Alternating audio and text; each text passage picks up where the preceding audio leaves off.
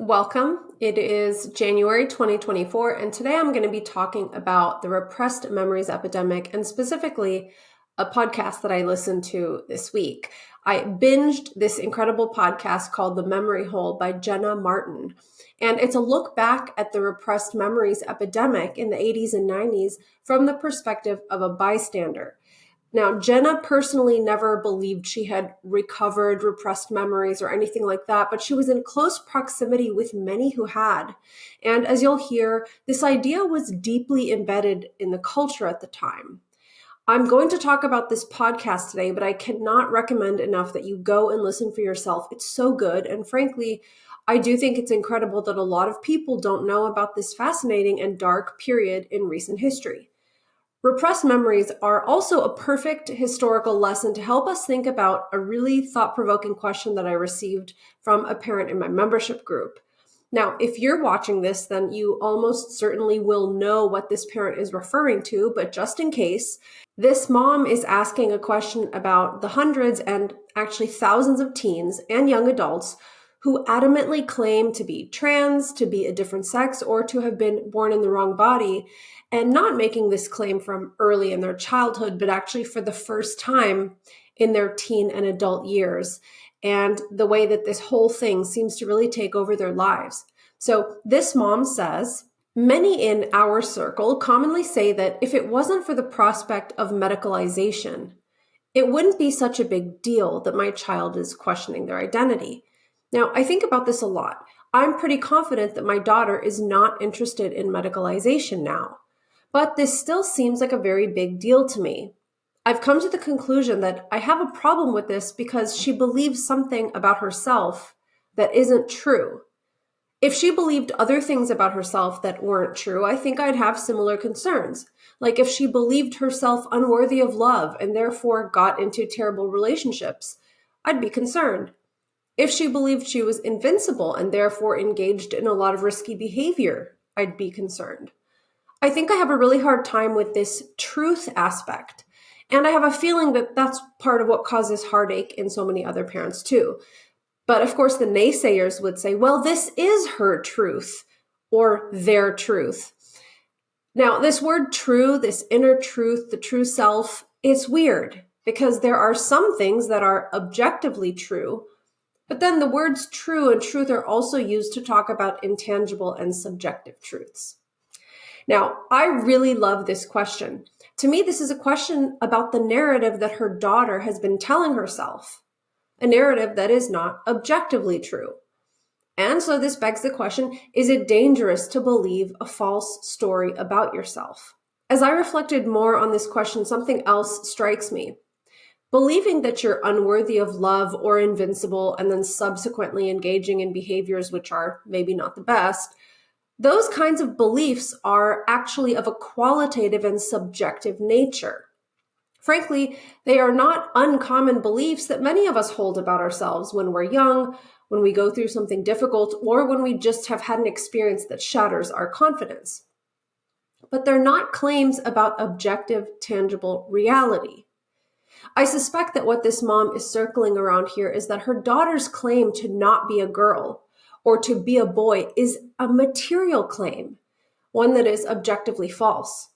It's very frustrating to watch a child adopt a false belief of this nature, of a material, objective nature. Now, I'll say more about this later, but for now, let's just keep those ideas in our back pocket and move on to the rest of this video. Today, I'm going to tell you about the first 3 episodes of the Memory Hole podcast, and then I'll talk about episodes 4, 5, and 6 next month for our February video. We'll use the repressed memories epidemic to draw parallels with today's surge of young people who are mostly girls coming to believe that they were born in the wrong body, that they're transgender, and that they need to transition to heal their dysphoria. Now, of course, I want to make a disclaimer. Today's video covers topics which are very difficult and sensitive and not suitable for kids, so please be mindful of how and where you watch the rest of this video. All right, so in episode 1 of The Memory Hole, Jena Martin lays out the cultural zeitgeist of the 80s and 90s. We revisit things like Calvin Klein ads, musical trends, and of course, the cultural focus on incest, which I personally remember hearing a lot about when I was a kid alone in my grandmother's basement watching a lot of daytime TV, which I probably shouldn't have been watching. But she tells us about her college roommates, both of whom at the time were in group therapy with a clinician named Phyllis, meant to help them extract their repressed memories. Phyllis believed that nearly everyone had been abused as a child, but that most people had forgotten about it. Now, by the way, this is not at all how memory works, and we're going to look at this more closely in the February video. So one day, Jena walks into the living room and she wants to tell her roommate something, but she forgets, slips her mind. She can't remember what she wanted to say.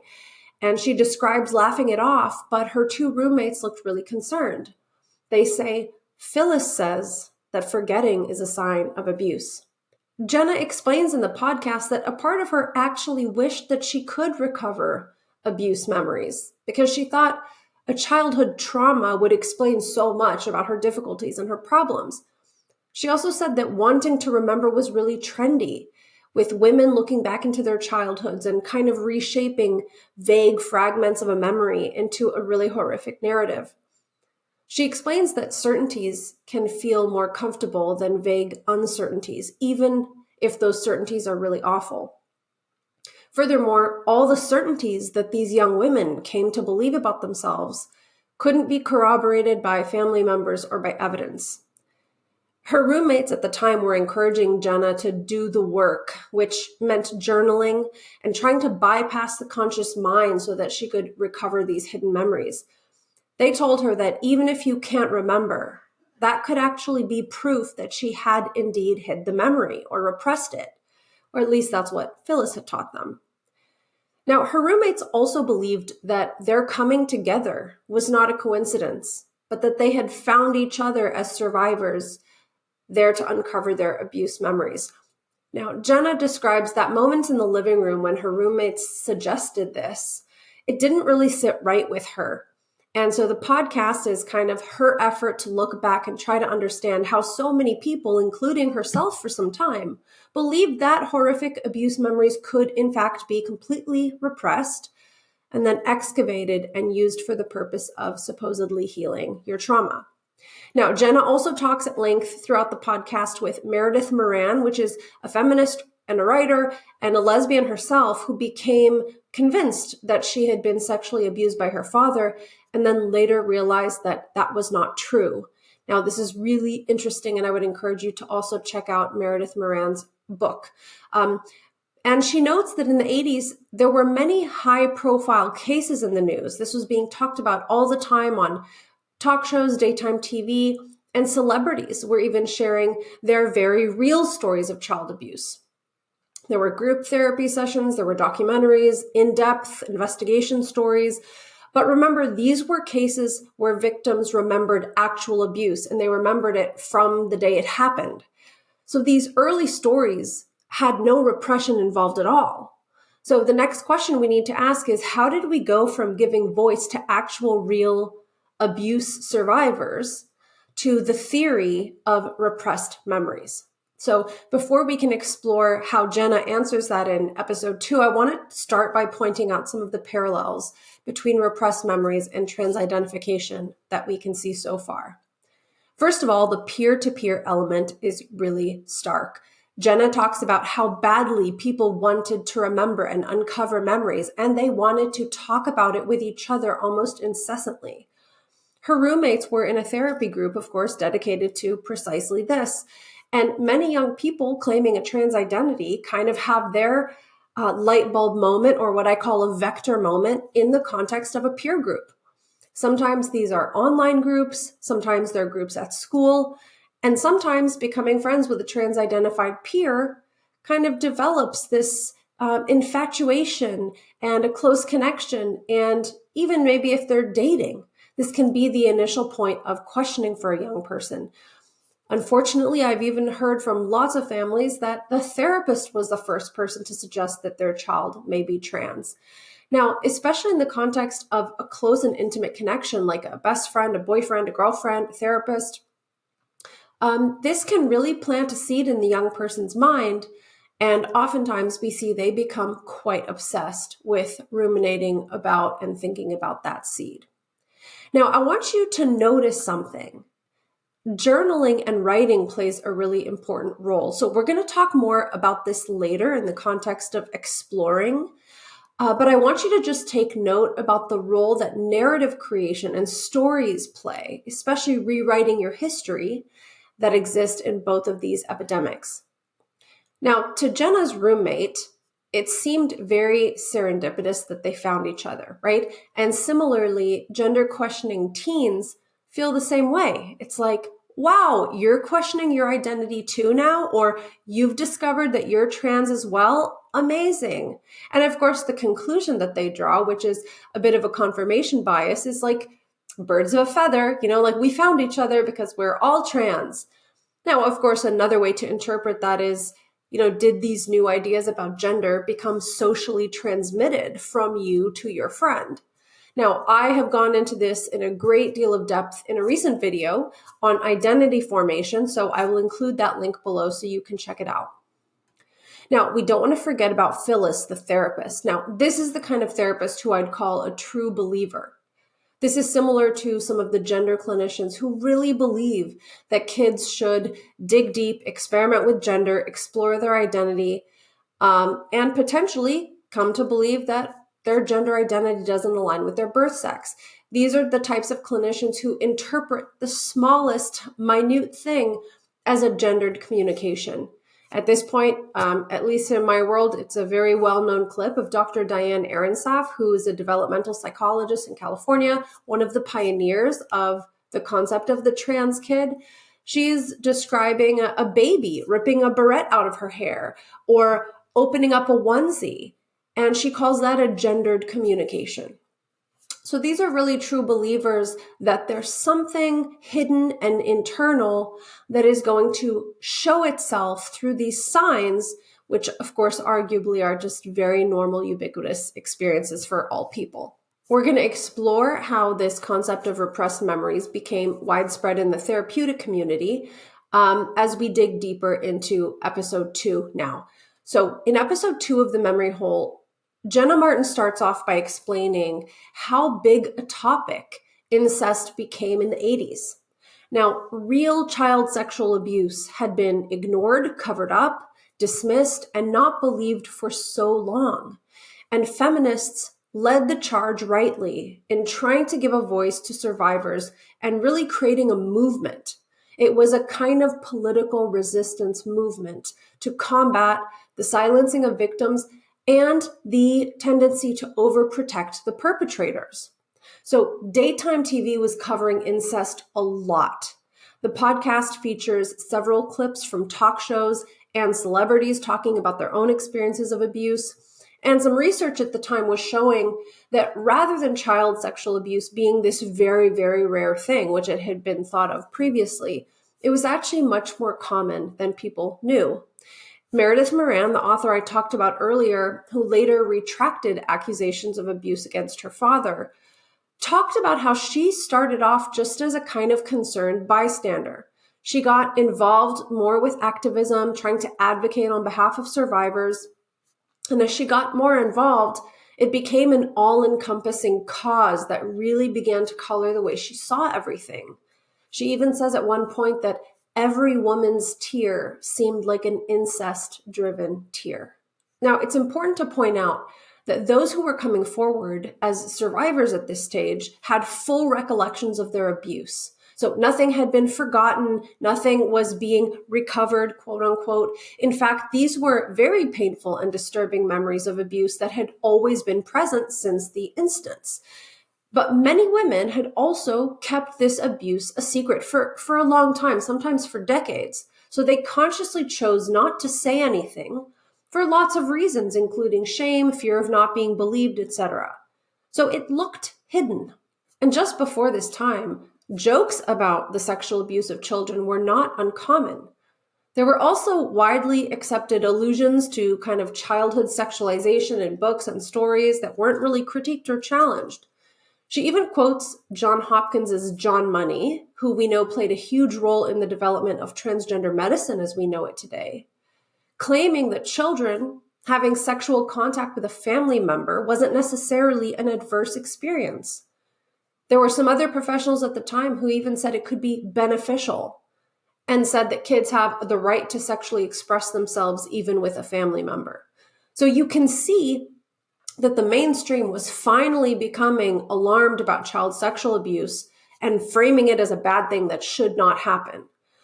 Now, by the late 80s, therapists in Boston and Berkeley, California, also the birthplaces of the trans kids movement in the US, began looking closely at the psychological impact on survivors. So they realized that people who were abused in their childhood may have certain issues like body image, self-esteem, relationship issues, depression, and others. But if you have those issues, they thought, maybe you can work backwards and assume that you were an incest survivor and that you repressed the memories of it. Now, this is really huge. This is a total inversion and a complete logical fallacy. And this fallacy was the basis of one of the most widely read self-help books of all time. In 1988, The Courage to Heal was written by Ellen Bass and Laura Davis.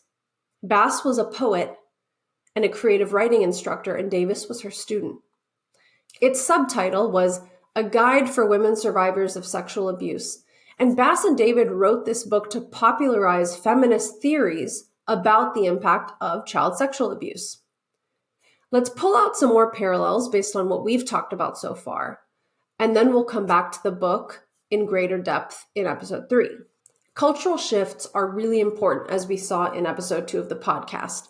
Now, I'm not going to go into great detail on any of these here, but I'm just going to outline a couple that stood out to me. First of all, the emergence of rapid onset gender dysphoria, which is a descriptive term coined by Dr. Lisa Littman, who's a researcher who studied this in 2018.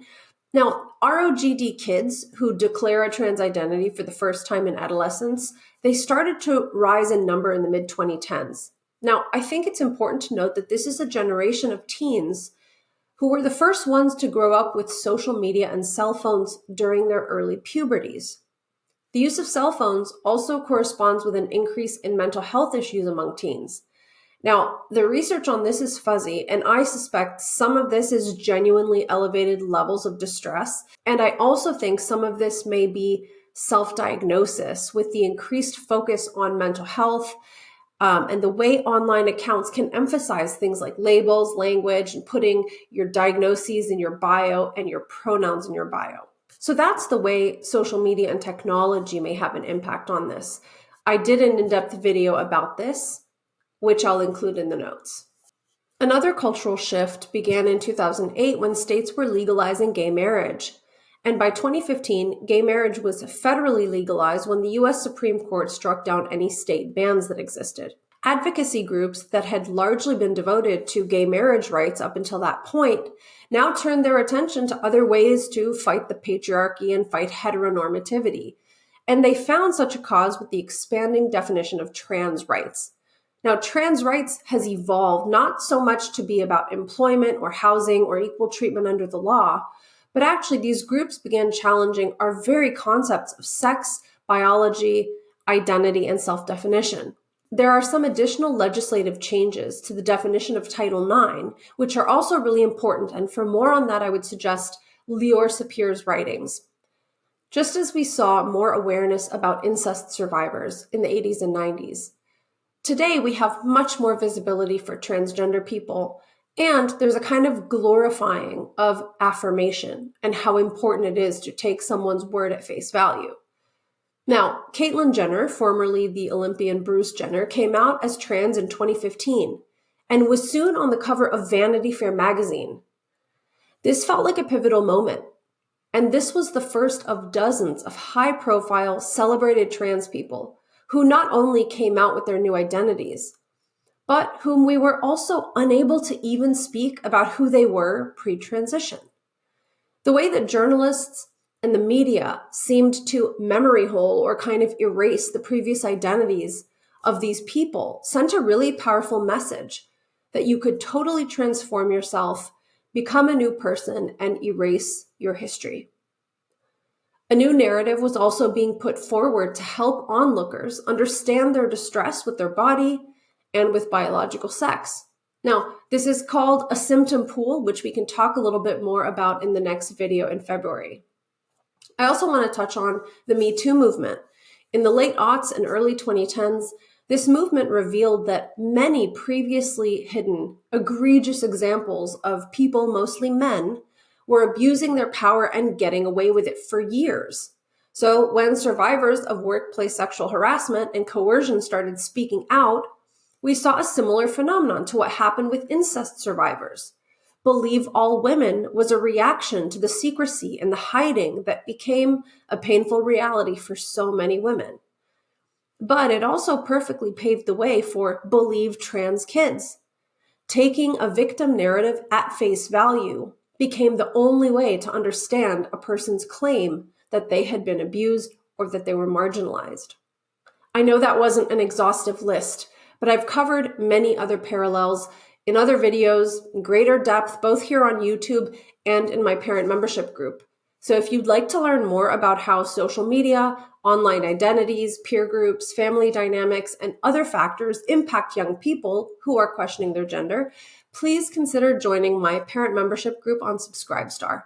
I'm going to leave that link below. And if you want to hear about episode 3 of the Memory Hole podcast and take a closer look at the self-help book, which arguably destroyed the lives of hundreds of people during the repressed memories epidemic, you can hear the full version of this video in my membership group. Now, I know that this is a lot to think about, and I imagine some people will strongly object to me making these things parallel. But anybody who's been observing this phenomenon closely will see that there are a lot of lessons that we can learn from the repressed memories epidemic. I hope you've enjoyed this video, and if you're still here, thank you. Please do me a favor for the algorithm and like and subscribe so that you're notified about other clips, and of course, part 2, where we talk more about the Memory Hole podcast and really just how important it is to understand the repressed memories epidemic so that we can make sense of trans identification in teens and young adults today. Thank you so much, and I'll see you next time.